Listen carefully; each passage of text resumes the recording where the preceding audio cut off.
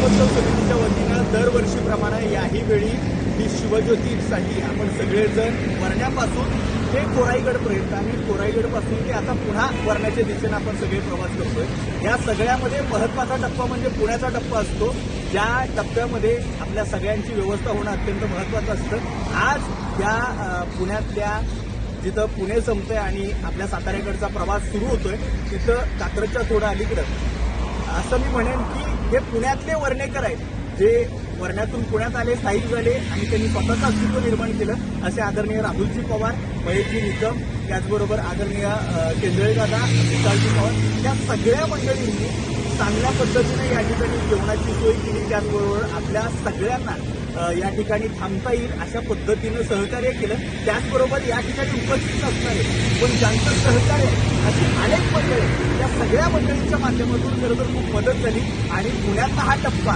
व्यवस्थित पद्धतीनं पार पडला। आता बदल करत आपण वरण्यापर्यंत पोहोचतोय, हे सहकार्य आहे। अशाच पद्धतीनं असंच राहू ही काळभैरवनाथाच्या चरणी त्या ठिकाणी प्रार्थना व्यक्त करतो आणि यांच्याबद्दल यांनी सहकार्य केलं त्याबद्दल आभार मानतो। आभारासाठी पूर्ण काय आपण सगळेजण बांधून धन्यवाद आणि पुढील वाटचालीसाठी शुभेच्छा।